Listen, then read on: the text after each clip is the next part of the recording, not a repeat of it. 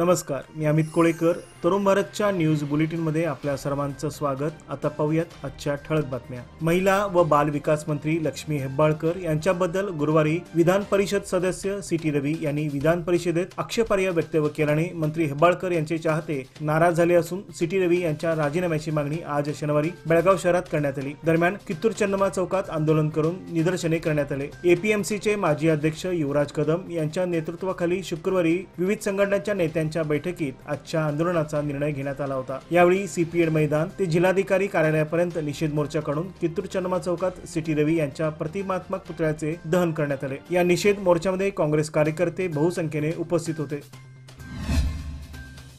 आज विधान परिषद सदस्य सी.टी. रवी यांनी पत्रकार परिषद घेतली. दरम्यान गुरुवार दिनांक 19 डिसेंबर रोजी विधान परिषदेचे कामकाज सुरू झाले. आंबेडकरांचे चित्र हातात धरत काँग्रेसने अपमान केल्याची घोषणाबाजी सुरू केली होती. 2-3 वेळा कामकाज तहकूब करून पुन्हा सुरू झाले. रात्री जेवण करून मी परतत असताना माझ्या कारवर हल्ला करण्यात आला. मला मारण्याची धमकी देण्यात आली. पोलिसांनी मला ज्यावेळी अटक केली त्या रात्री मला उसाच्या शेतात घेऊन जात माझ्या हातेचा कट रचण्यात आला होता. या सर्व प्रकरणाची न्यायालयीन चौकशी व्हावी अशी मागणी विधान परिषद सदस्य सी.टी. रवी यांनी आज बोलवण्यात आलेल्या पत्रकार परिषदेत दिली.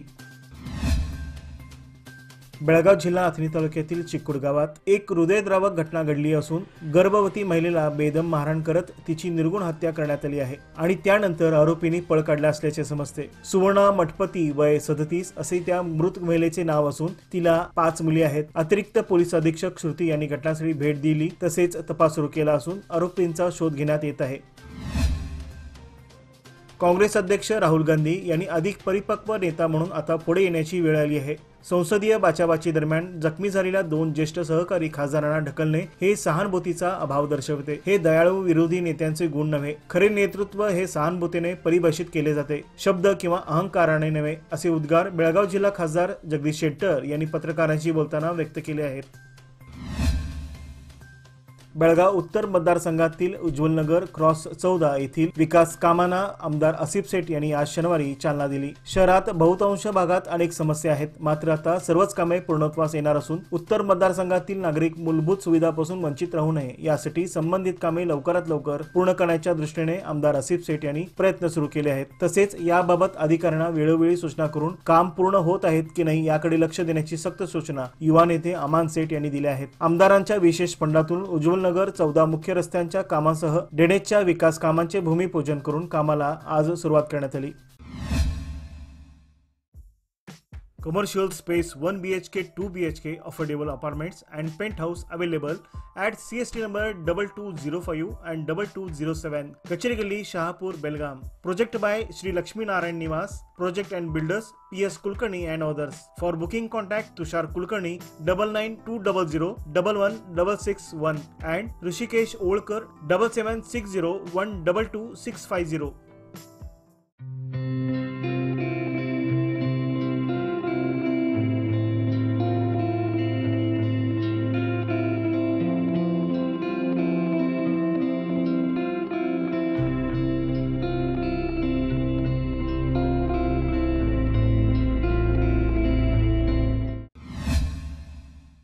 उद्या रविवार दिनांक 22 डिसेंबर रोजी मराठा बँकेच्या निवडणुकीत सत्ताधारी पॅनलला चबाट गल्लीच्या वतीने जाहीर पाठिंबा व्यक्त करण्यात आला आहे. यावेळी चबाट गल्लीमधील नागरिकांच्या वतीने हलगी वाद्य आणि फटाक्यांची आतिषबाजीच्या जल्लोषात भव्य प्रचार फेरी काढण्यात आली. गल्लीच्या वतीने श्री जालगार मारुती कार्यालय येथे ही सभा आयोजित करण्यात आली होती. दरम्यान गल्लीतील पंचमंडळीच्या वतीने मराठा बँकेच्या सत्ताधारी पॅनलला जाहीर पाठिंबा व्यक्त करण्यात आला. तसेच या निवडणुकीत सत्ताधारी पॅनलला विजयी करण्याकरिता चबाट गल्ली रहिवासी सक्षमपणे उभे राहतील असे यावेळी जाहीर करण्यात आले. सुनील अष्टेकर, शरद पाटील आणि मोतेश बारदेशकर यांचा सत्ताधारी पॅनलला पाठिंबा असून या प्रसंगी मराठा बँकेच्या सत्ताधारी पॅनलच्या वतीने गल्लीतील पंचमंडळी, महिला वर्ग, युवा वर्ग तसेच बहुसंख्य नागरिक उपस्थित होते. कर्नाटक विधान परिषदेचे सदस्य सी.टी. रवी यांनी केलेले अपमानास्पद वक्तव्य हे केवळ आनंदकारक आणि उत्तेजित नसून महिलांना, विशेषतः लक्ष्मी हेब्बाळकर यांना ज्यांनी जनता आणि देशसेवेसाठी आपले जीवन समर्पित केले आहे त्यांच्यासाठी होते. त्यांचे हे शब्द केवळ मंत्रीच नव्हे तर सामाजिक आणि राजकीय क्षेत्रात जबाबदारीचे पद भूषविणाऱ्या प्रत्येक महिलेचा थेट अपमान करणारे होते. अशा प्रकारच्या वक्तव्यामुळे महिलांच्या प्रतिष्ठेचा अपमान होतो आणि आपल्या समाजातील महिलांची प्रगती आणि सक्षमीकरण कमी होते. त्यामुळे सी.टी. रवी यांचे कर्नाटक विधान परिषदेचे सदस्यत्व निलंबित करून त्यांच्यावर तात्काळ कारवाई करण्यात यावी अशा मागणीचे निवेदन आज नगरसेविका अफरोज मुल्ला, काँग्रेस सेवादल अध्यक्ष शकील मुल्ला, हसीना पीरजादे, चांगदेव कोगजी यांच्यासह सुधीर कडेमणी यांनी कर्नाटकचे माननीय राज्यपाल आणि माननीय राष्ट्रपती यांच्या नावे बेळगाव जिल्हाधिकारी यांच्याकडे आज शनिवारी सुपूर्द केले. अनगोळ भाग्यनगर परिसरातील सह्याद्री कॉलनी येथील CTS क्रमांक 4464 ही महापालिकेच्या मालकीची खुली जागा बनावट कागदपत्रे तयार करून खासगी मालकीची असल्याचे भासवून जमीन विक्रीचा प्रयत्न सुरू होता. हे प्रकरण समोर येताच सह्याद्री कॉलनी येथील नागरिकांनी श्रीराम सेना हिंदुस्थानचे अध्यक्ष रमाकांत कोंडस्कर यांच्या माध्यमातून महानगरपालिका आयुक्त व बुडा आयुक्तांची भेट घेऊन या विषयाचा पाठपुरावा केला असता बुडा आयुक्तांनी सदर जागा ही महापालिकेच्या मालकीची असून कॉलनीतील नागरिकांच्या करिता उद्यान तसेच मुलांच्या खेळाकरिता मैदानासाठी राखीव असल्याचे अधिकृत पत्रक जाहीर केले आहे.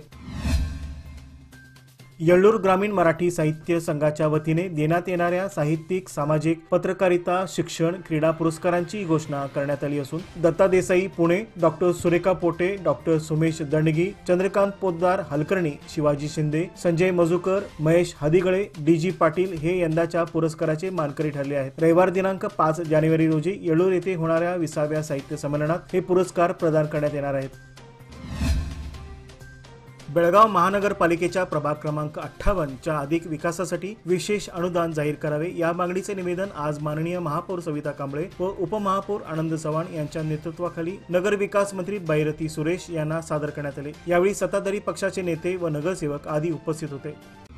लोकमान्य दुर्गा शक्ती योजना जी देते तुमच्या गुंतवणुकीवर 10.25% परतावा, तेही फक्त 18 महिन्यांमध्ये. सोबत 1 लाखापर्यंत व्यक्तिगत अपघाती विमा विनामूल्य उपलब्ध. अधिक माहितीसाठी आजच कॉल करा 1800-212-4050. फक्त सभासदांकरिता. अटी लागू. लोकमान्य, जिथं पैसा वाढतो आणि नातं वृद्धिंगत होतं. बेळगाव व खानापूर तालुक्यातील काही गावांमध्ये दुरुस्तीचे काम हाती घेतले जाणार असल्याने रविवार दिनांक 22 डिसेंबर रोजी सकाळी 10:30 ते संध्याकाळी 5:30 या वेळेत वीज पुरवठा खंडित केला जाणार आहे. बाळगमटी, कुट्टलवाडी, बामणवाडी, नावगे, जाणेवाडी, रणकुंडये, भादरवाडी, कर्ले, किनये, संती बसवाड, काळीनट्टी, वाघवडे, हुंचेनट्टी, उचवडे, कुसमळी, बैलूर, मोरब या गावांचा वीज पुरवठा या दरम्यान बंद राहील. त्याचबरोबर जांबोटी, ओलमणी, वडगाव, चापोली, कापोली, हब्बानट्टी, देवाचे हट्टी, तारोळी, गुल्याळी, बेडगिरी, आमटे, कुसमळी, चिखले, कोणकुंबी, गवसे, आमगाव, चिगोळे यासह परिसरातील गावांचा वीज पुरवठा व कृषी पंपसेटचा 3 फेज विद्युत पुरवठा खंडित केला जाणार असल्याची माहिती हेस्कॉमच्या वतीने देण्यात आली आहे. चिकोडी शहर पोलिसांनी गुन्हेगारी प्रतिबंध महिन्याचा एक भाग म्हणून जनजागृती मोहीम सुरू केली आहे. गुन्हेगारी कमी करण्यासाठी किंवा तिचा छडा लावण्यासाठी नागरिकांनी कोणती खबरदारी घेऊन पोलिसांना कशी मदत करता येईल याची माहिती लोकांना अवगत करून देण्यात आली. प्रसंगी उपस्थित असलेल्या नागरिकांना गुन्हेगारांचा शोध घेण्यासाठी नागरिकांनी सहकार्य केले पाहिजे. गुन्ह्याबद्दल जितक्या लवकरात लवकर माहिती दिली जाईल तितक्या लवकर परिस्थिती हाताळणे सोपे जाईल असे सांगत गुन्हा घडताच जनतेने नियंत्रण कक्ष 112 किंवा स्थानिक पोलीस स्टेशनशी संपर्क साधावा, जेणेकरून त्वरित पोलीस घटनास्थळी धाव घेतील अशी माहिती यावेळी नागरिकांना पोलिसांनी दिली. गेल्या महिन्याभरापासून वातावरणातील बदल हे नित्याचे बनले आहे. कधी कोणते वातावरण कसे येईल हे कोणीच सांगू शकत नाही अशी परिस्थिती निर्माण झाली आहे. कधी थंडी तर कधी ढगाळ वातावरणातून उष्णता तर कधी कडाक्याचे ऊन तर कधी पावसाच्या सरी अशी परिस्थिती वेळोवेळी अनुभवास मिळत आहे. याचा परिणाम शेती पिकांच्या उत्पन्नावरही होत आहे, पण त्याचबरोबर आरोग्यावरती परिणाम होताना दिसत आहे. गेल्या 4 दिवसात परिसरात थंडी वाढली होती, त्यामुळे परिसर गारठून गेला होता. पण अवघ्या 4 दिवसानंतर पुन्हा ढगाळ वातावरण निर्माण झाल्याने थंडीचे प्रमाण कमी झाले आहे.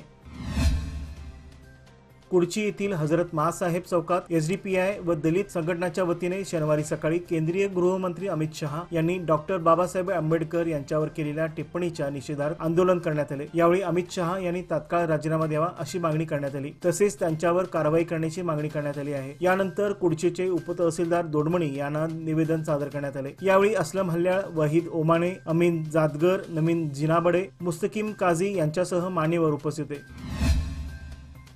बेंगलोर येथे कंटेनरची कारला धडक बसून 6 जण जागीच ठार झाल्याची घटना घडली आहे. बेंगलोर तुमकुर राष्ट्रीय महामार्ग तेलमंगला येथे आज शनिवारी सकाळी हा अपघात घडला. याबाबत समजलेली माहिती अशी की मालवाहू कंटेनरच्या चालकाचे नियंत्रण सुटल्याने समोरील कारवर कंटेनर पलटी झाला. दरम्यान कारमधील 6 जण जागीच ठार झाले असल्याची माहिती समोर आली आहे. नेलमंगला पोलीस अधिकाऱ्यांनी घटनास्थळी भेट दिली असता सर्व मृतदेह ताब्यात घेण्यात आले असून पुढील तपास सुरू आहे.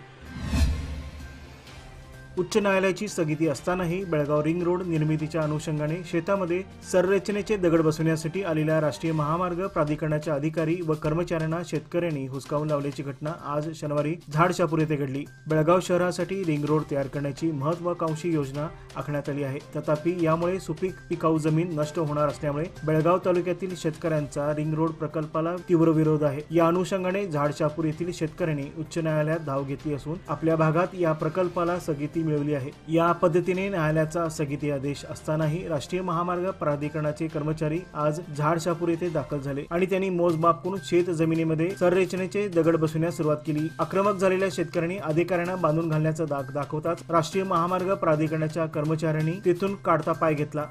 याचबरोबर आजचे बातमीपत्र येथे संपले। अधिक माहिती आणि ताज्या घडामोडी करता पाहत रहा तरुण भारत न्यूज चॅनल। तसेच आमच्या चॅनलला लाईक, शेअर आणि सबस्क्राईब करायला विसरू नका आणि विश्वासार्ह बातम्यांसाठी दररोज वाचा दैनिक तरुण भारत। धन्यवाद।